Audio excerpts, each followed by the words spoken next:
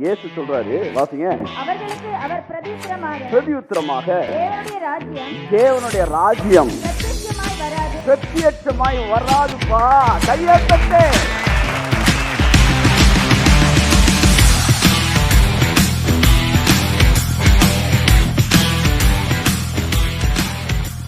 ஆரம்பமாகிவிட்டது 1000 வருட அரசாட்சி. கையெழுத்து. ஆமென். Praise God. எலியா வருவார்னு எதிர்பார்த்தான், வந்துட்டார். ஒரு நாள் நீ சொல்லுவ 1000 வருஷ அரசாட்சி வரும், அது வந்துட்டு தம்பி, வந்து ரொம்ப நாள் ஆச்சு. நீ கேட்டியில் அவன் மட்டும் ஏன் இப்படி மேலே வந்துக்கிட்டே இருக்கான்னு 1000 வருஷ அரசாட்சியை கண்டுபிடிச்சான்.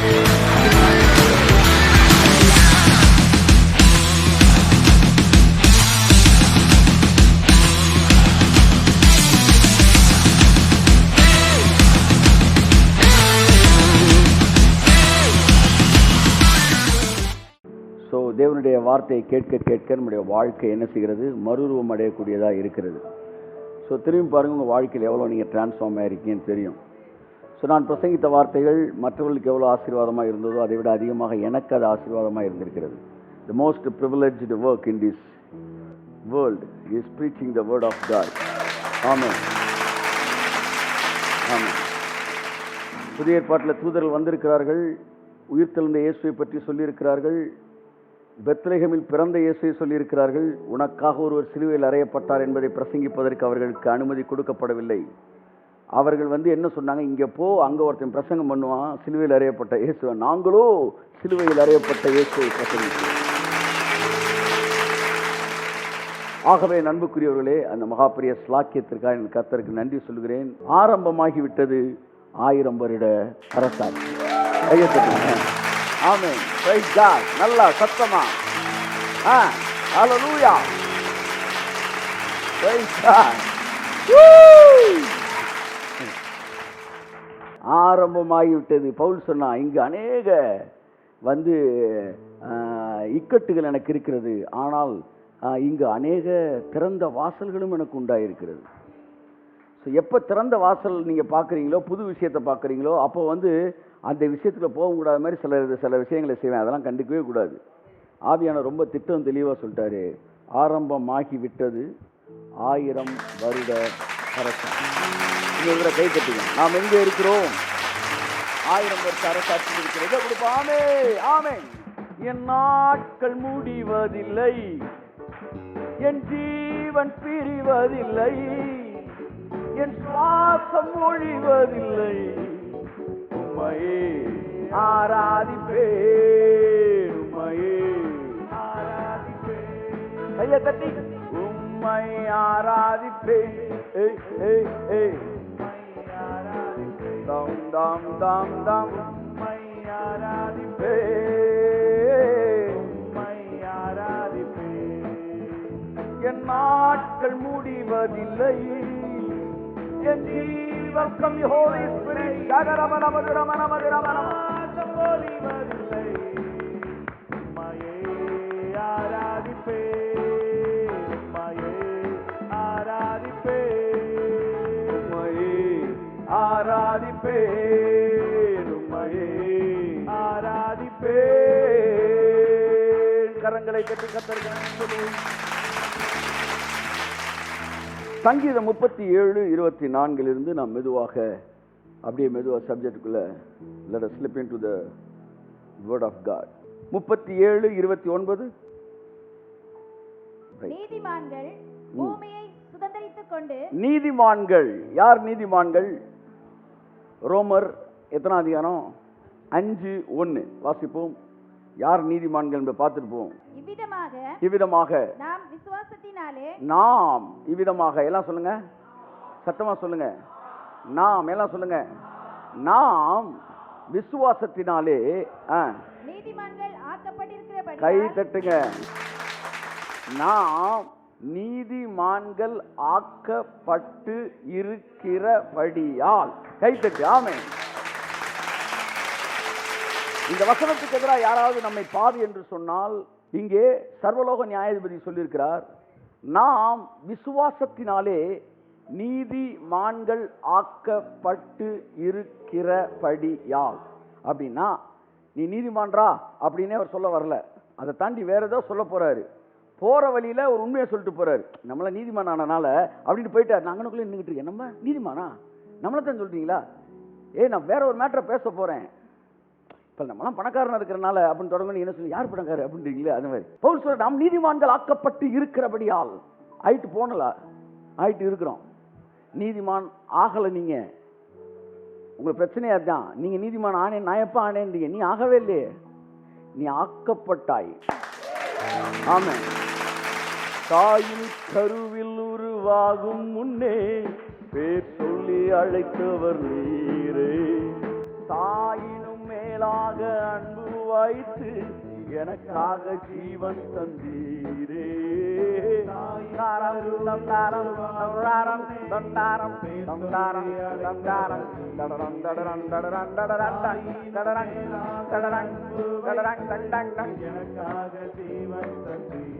Come on, என் நாட்கள் முடியும் ஜீவன் பிரியும் பொழியும் வரை உம்மையே ஆராதிப்பேன்.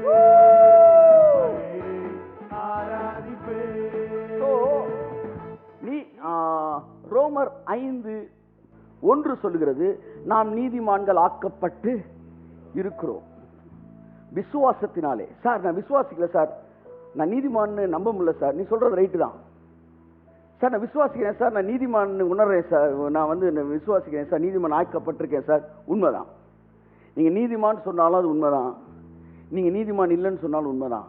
ஏன்னா உன் வாயின் வார்த்தையினால தான் நீ நீதிமானா இருக்கிற, நீ துன்மார்க்கனா இருக்கிற.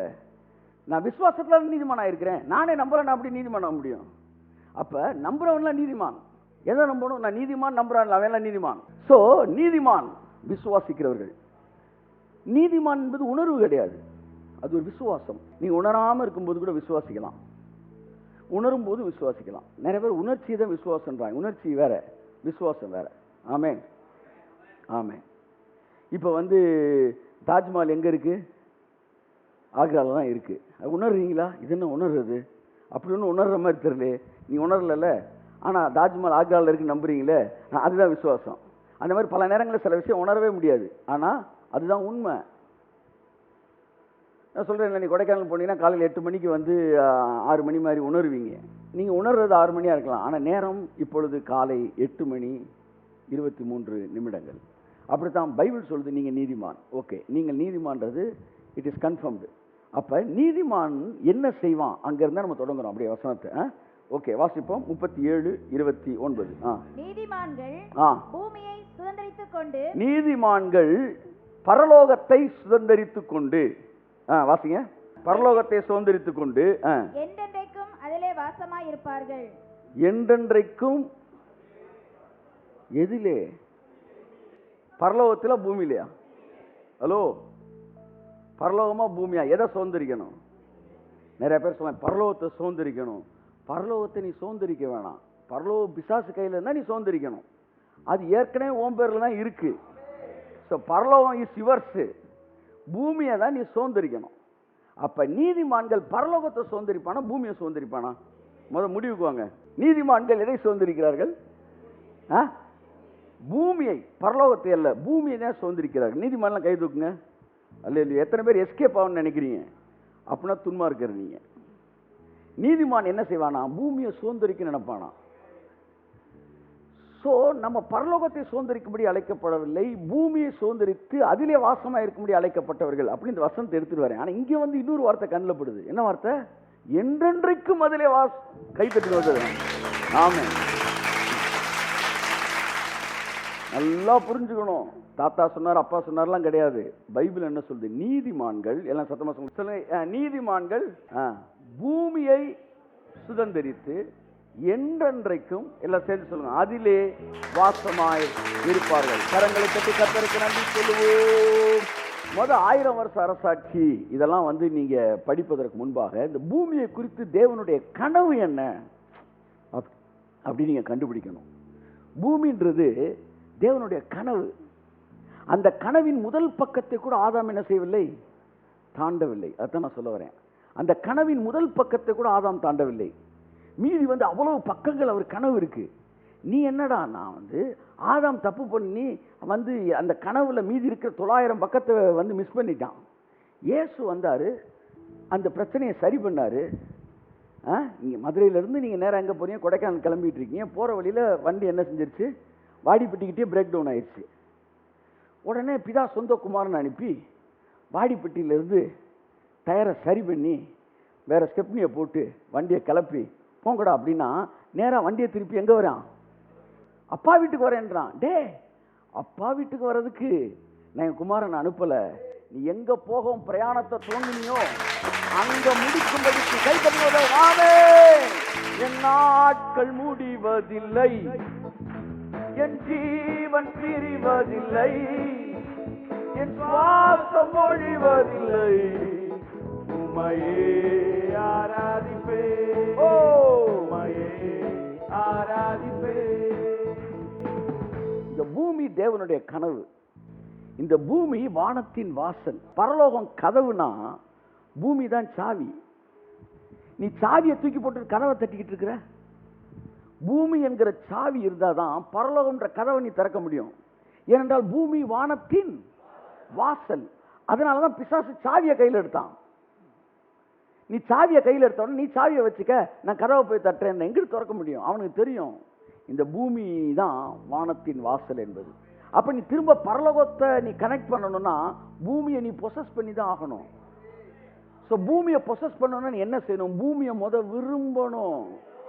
எல்லாம் சொல்லுங்க, பூமியை நீ. ஏன்னா நீதிமான் விரும்புகிற காரியம் அவனுக்கு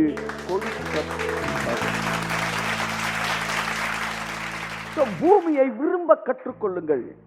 நீங்க விரும்பினா பூமி உங்களுக்கு வந்துரும் தெரிஞ்சுதான் பிசாசு விவரமா என்ன செஞ்சான்னா பூமியை வெறுக்க வச்சான். அவங்கள எல்லாரும் பூமியை வெறுத்துட்டு பரலோகத்தை விரும்புறாருன்னு சொல்லி ஒரு பொய்யான மாயை ஏற்படுத்தினான். இது எப்படின்னா சாவியை தூக்கி எரிஞ்சிட்டு கதவை தட்டுங்கடா அப்படின்னு சொன்ன மாதிரி. ஆனா பைபிள் சொல்லுது, என் மீட்பர் உயிரோடு கூட இருக்கிறார். ஆமே, என் மீட்பர் உயிரோடு கூட இருக்கிறார். அவர் கடைசி நாளில் பூமியின் மேல் நிற்பார். கை தட்டுங்க அந்த வசனத்துக்கு. ஆமே. என் மாம்சம் முதலானவை அழுகி போன பின்பும், இந்த தோல் முதலானவை அழுகி போன பின்பும் என் மாம்சத்தில் இருந்து நான் அவரை பார்ப்பேன். அந்நிய கண்கள் அல்ல, என் சொந்த கண்களில் நான் பார்ப்பேன். என் மீட்பர் உயிரோடு இருக்கிறார், பூமியில நிற்பார். எல்லாம் சொல்லுங்க, இந்த பூமியில நிற்பார். எவ்வளவு சந்தோஷமா இருக்கு பாருங்க. அவர் லிட்டரலா இந்த பூமியில நின்னா எங்க நிற்பார்? ஆரப்பாளையத்தில் நிற்பாரா, அரசூரில் நிற்பார், எங்க நிற்பார்? ஆண்டவரே, நீங்க கால் வைக்கிற அந்த ஸ்தலம் பாக்கியமா. இந்த பூமியில என் மீட்பர் நிற்பார். என் அன்புக்குரியவர்களே, வேதம் சொல்லுகிறது வெளிப்படுத்தல் விசேஷத்திலே, நாங்கள் கர்த்தருக்குள் புதுப்பாட்டை பாடினோம், நாங்கள் பூமியிலே அரசாளுவோம். பழைய பாட்டு என்ன? அப்ப பரலோகத்துக்கு போவோம்.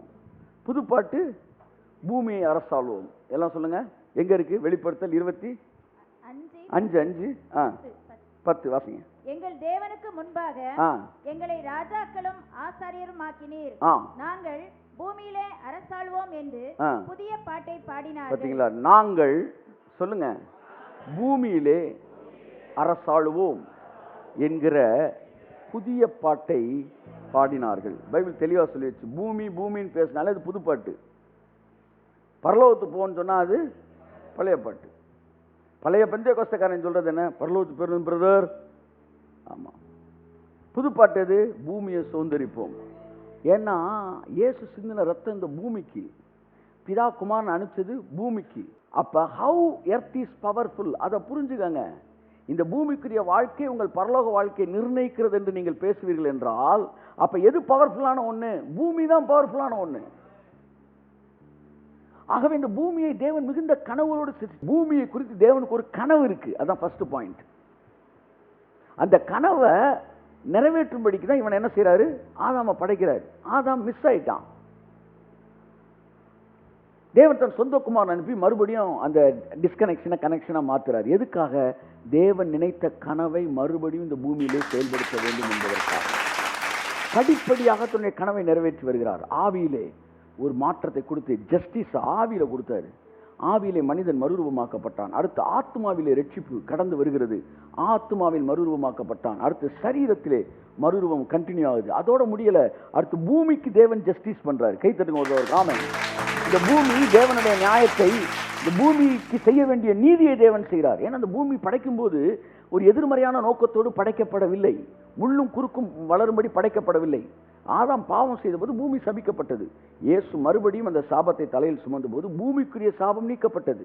அப்போ உங்க மனசு பாவத்தில் கடந்துச்சு, அது ரட்சிக்கப்பட்ட உடனே சந்தோஷத்தை அந்த மனசு அனுபவிச்சிச்சு. சரீரம் வியாதியில் இருந்துச்சு, அதுவும் இயேசு கிறிஸ்து ஏற்றுக்கொண்டோன்னா சரீரம் சந்தோஷத்தை அனுபவிச்சு. அப்போ இந்த பூமி துக்கத்தை அனுபவிச்சு, அது சந்தோஷம் அனுபவிக்கிறது நீங்க பார்க்க வேண்டாமா? கையை தட்டுங்க. The next move இந்த எர்த்தை தேவன் டிரான்ஸ்ஃபார்ம் பண்ண போறாரு. அந்த டிரான்ஸ்ஃபார்ம் பண்றாரு, அதற்கான வேலையை ஆரம்பிச்சிருக்கிறாரு. அதுதான் 1000 வருட அரசாட்சி. ஸோ 1000 வருஷ அரசாட்சி அப்படின்னு ஒன்று நீங்கள் ஒரு விஷயத்தை நான் எல்லாருக்கும் பொதுவாக ஒரு விஷயத்தை சொல்ல விரும்புகிறேன். இந்த பூமியிலே மனிதன் தோன்றிய காலம் முதற்கொண்டு இனி வருகிற காலம் வரைக்கும் ஒரு 7 காலங்களாக அதை பிரிக்கிறார்கள் பைபிள் ஸ்காலர்ஸ். ஆதாம் பழத்தை புசிப்பதற்கு முன்பாக ஃபர்ஸ்ட் ஏஜ், அது ஏஜ் ஆஃப் இன்னசென்ஸ் அப்படின்றாங்க. அறியாமையின் காலம். பாவம் எது, நன்மை எது, தீமை எது என்கிற அறிவு இல்லாத காலம். அது நல்லதா கெட்டதா சொல்லுங்க. ஒரு growth, ஒரு growing ஸ்டேஜில் அவன் இருந்தான். அப்போ அவன் நிர்வாணமாக இருந்தான், அவன் தெரியல. அப்போ அது ஏஜ் ஆஃப் இன்னசென்ஸ். அவனுக்கு மனசாட்சின்னு ஒன்னே என்ன செய்யல, கான்சியஸே என்ன செய்யல, ஓப்பன் ஆகலை. அதனால அது தேவனோடு இணைக்கப்பட்டு வாழ்கிற ஒரு வாழ்க்கையாக, தேவனால் வழி நடத்தப்படுகிற ஒரு வாழ்க்கையாக இருந்தது ஏஜ் ஆஃப் இன்னசென்ஸ். அடுத்து பழத்தை புசிச்ச உடனே கான்சியன்ஸ் ஓப்பன் ஆயிடுச்சு. பாருங்க, அவனுடைய கான்சியஸ் ஓப்பன் ஆன உடனே, மனசாட்சி திறந்த உடனே எல்லாத்தையும் மனசாட்சியின் அடிப்படையிலே செய்ய ஆரம்பிச்சான். பழம் இது நல்லது இது கெட்டது என்று சொல்லக்கூடிய ஒரு மனசாட்சியை ஏற்படுத்தி, இந்த மனசாட்சி ஒரு பெரிய எதிரி, ஒரு நல்ல நண்பன். இந்த மனசாட்சியை அநேகர் என்ன செய்ய ஆரம்பிக்குது, மனசாட்சி திறந்த உடனே தான் மரணம் வருது. இந்த guilty conscious, right conscious, good conscious இதெல்லாம் ஓப்பன் ஆன பிறகுதான் மனுஷனுடைய பாடி அதுக்கேற்ற மாதிரி ரியாக்ட் பண்ண ஆரம்பிக்குது.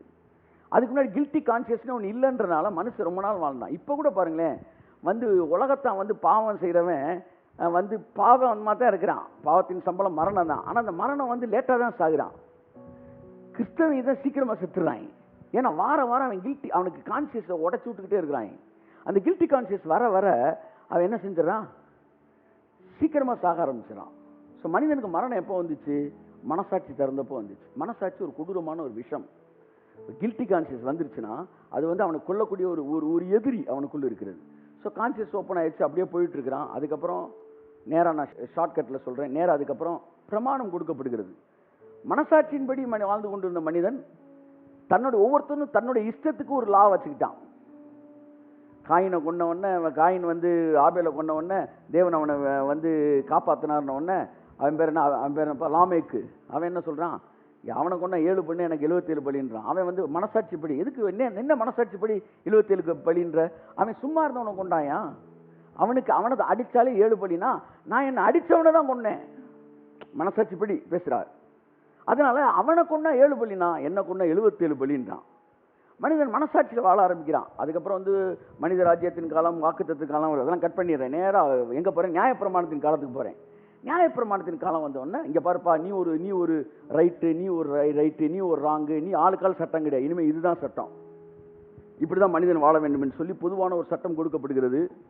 அந்த சட்டத்தின்படி மனிதன் வாழ முயற்சி எடுக்கிறான். தான் பாவம் செய்து விட்டான், தனக்கு ஒரு ரட்சக தேவை என்பது மனிதனுக்கு தெரியல. எல்லாமே தான் நல்லவன் நினச்சிக்கிட்டு இருக்கான். நீ நல்லவன் இல்லைப்பா, நீ நினைக்கிற மாதிரி தம்பி, நீ கெட்டவன் தான்றது உனக்கு தெரியணும் அப்படின்றது தான் லா கொடுக்கப்படுது. அப்போ எல்லாருமே உட்காந்துருக்கீங்க. இப்போ எத்தனை பேர் நல்ல உற்சாகம் உணர்றீங்க? ஒரு அல்லேலூயா சொல்லுங்கள். ஆமாம், இப்போ வாங்க எல்லாம் பஸ் ஸ்டாண்ட் வரைக்கும் ஓடுவோம் அப்படின்னு சொன்ன பிறகு தான் இப்போ எல்லாம் ஸ்ட்ராங்காக தானே உணர்றீங்க. ஓடின பிறகு தான் தெரியுது, அப்பா இவ்வளோ வீக்னஸ் இருக்கியா நமக்குள்ள அப்படின்னு மூச்சு வாங்கும்போது தெரியுது. அப்போ நியாயப்பிரமாணம் வர வரைக்கும் மனுஷன் தன்னை பெரிய நல்லவனே நினச்சிக்கிட்டான். பிரமாணத்தை செஞ்சு பாரு அப்படின்ன பிறகு தான் அத்தனை பேருக்கு தெரிஞ்சு, ஆஹா நம்ம கெட்டவங்க, அதனால தான் செய்ய முடியல அப்படின்னு. அப்புறம் பிரமாணத்துக்கு அப்புறம் இயேசு கிறிஸ்து வராரு. பிதா அனுப்பி நியாயப்பிரமாணம் செய்யக்கூடாததை தேவனே செய்து முடிக்கும்படி தன் சொந்த குமாரனை பாவ மாம்சத்தின் சாயலாகவும் பாவத்தை போக்கும் பலியாகவும் தந்து சிலுவையிலே பாவத்தை மாம்சத்திலே தீர்த்தார். அப்ப இயேசு வந்ததுக்கு அப்புறம் கிருபையின் காலம் ஆரம்பிக்குது. கிருபையின் காலத்துல பாருங்க, இயேசு செய்து முடித்ததின் அடிப்படையில் மனிதன் ஆசீர்வாதங்களை அனுபவிக்க ஆரம்பிக்கிறான். அந்த பூரணமா இயேசு செலுத்தின கிரயத்தோட ஆசீர்வாதத்தை அனுபவிக்க ஆரம்பிக்கும் போது ஒரு ஆட்சி காலம், அடுத்த ஏஜ் தொடங்குது. அந்த பூரணமான ஒரு ஆசீர்வாதத்தை அனுபவிக்கிற இடத்துக்கு வரும்போது 1000 வருஷ அரசாட்சி மனிதனுடைய. இப்போ 7 காலங்கள் இருக்கு, நான் ஒரு 4 காலம் சொன்னேன். 1000 வருஷ அரசாட்சினா பயங்கரமா வரும், ப்ராமினெண்டா வரும், இன்னும் எப்படி சொல்றது, விசிபிளா வரும். அது எப்படி ஒரு நல்ல ஒரு வார்த்தை எப்படி சொல்ல, நோட்டிசபிளா வரும் அப்படின்னு நினைச்சிட்டு இருக்கீங்க. 1000 வருஷ அரசாட்சின்னு அப்படியே சீரியல் செட்டை போட்டு பரபம் பப்பா, இன்னைக்கு காலையில 10 மணிலிருந்து 2000 நோட்டு செல்லாது அப்படின்ன மாதிரி திடீர்னு ஒரு நாள் நைட்டு உங்க எல்லாரையும் கூப்பிட்டு 1000 வருஷ அரசாட்சி நாளையிலேருந்து வருதுன்னு கர்த்தர் சொல்லுவாருன்னு நம்ம நம்பி இருக்கிறோம். ஒரு விஷயத்தை நீங்க நல்லா தெரிஞ்சுக்கணும். 1000 வருஷ அரசாட்சின்றது தொடங்கி ரொம்ப நாள் ஆகிப்போச்சு.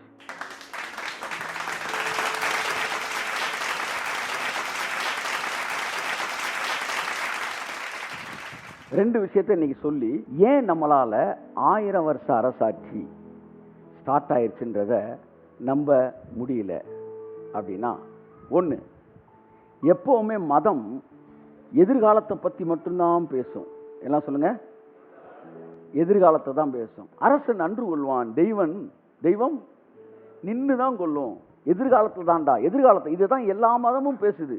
எல்லா மதமும் மனிதனுடைய நல்வாழ்வு நிகழ்காலத்தில் இருக்குன்னே பேசல. அத்தனை மதமும் மனிதனுடைய நல்வாழ்வு எதிர்காலத்தில் தான் இருக்குன்னு சொல்லுது. ஆனால் இயேசு மாத்திரம்தான், வேதம் மட்டும்தான் நவ் ஃபைட் இட். கையை தட்டி amen. Now fight it, now fight it.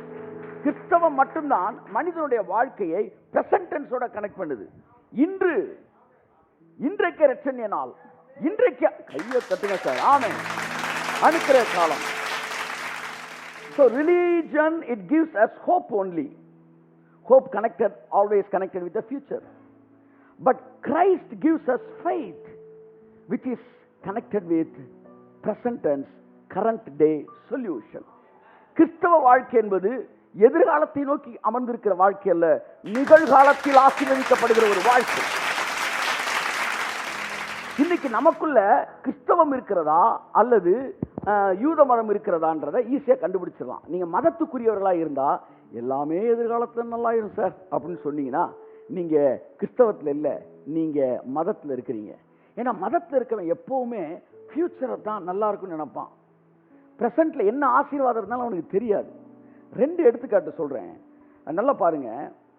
எல்லாரும் எதிர்காலத்தை நல்ல ஒரு வாழ்க்கை, எதிர்காலத்தில் என்னது 1000 வருஷ அரசாட்சி, எதிர்காலத்தில் எல்லாம் நடக்கும் அப்படின்னு நீங்க நினைச்சீங்கன்னா உங்களுடைய மைண்ட் செட்டு தப்பான இடத்துல இருக்கு. ஏன்னா வாசிப்போம், மத்தேயு 17:10. யூதர்கள் தங்கள் வாழ்க்கையிலே தங்களை சுற்றி இருந்த எந்த ஒரு வேதம் சொன்ன ஆசீர்வாதத்தையும் நிகழ்காலத்தில் தன்னை சுற்றி இருக்குன்னு அவனுக்கு தெரியவே இல்லை. யூதர்களுக்கு மேசியா வருவான்னு தெரியுமா தெரியாதா? கை தூக்குங்க. என்ன பாருங்க, தெரியுமா தெரியாதா? எலியா முந்தி பாதையை செவ்வைப்படுத்துவான் தெரியுமா தெரியாதா? சொல்லுங்க. 1000 வருஷ அரசாட்சி தெரியுமா தெரியாதா? எல்லாமே அவனுக்கு தெரியும். ஆனா எல்லாமே அவனை சுத்தி, எதெல்லாம் அவனை சுத்தி இப்ப இருக்குன்னு அவனுக்கு தெரியல. எல்லாமே எதிர்காலம் தான். இதுதான் பிசாசோட பெரிய தந்திரம். நீ நாளைக்குன்னு சொல்லிட்டு செத்துருவ. அடுத்து ஓம் பிள்ளை நாளைக்குன்னு சொல்லி செத்துருவான். அடுத்து அவன் பிள்ளை நாளைக்கு சொல்லி செத்துருவான். இப்படியே ஒரு 4000-2000 வருஷத்தை தின்னுட்டான். ஆனா தேவனும் இரக்கத்தில் ஐஸ்வர்யம் உள்ளவராய் நம்முடைய கண்களை திறப்பவர் முடிவு. சில விஷயங்களை நான் சொல்றேன். நான் படிக்க ஆரம்பித்த பிறகு பல புதிய விஷயங்களை நான் புரிந்து கொண்டேன். வாசிப்போம். அப்பொழுது மத்தேயு 17:10 ஜான் தி பேப்டிஸ்ட பத்தி பைபிள் சொல்லுது. எலியா வருவான் அப்படின்றத யூதர்கள் எதிர்பார்த்தார்கள், சீஷர்களும் எதிர்பார்த்தார்கள். எல்லாம் சொல்லுங்க, எலியா வருவான்னு.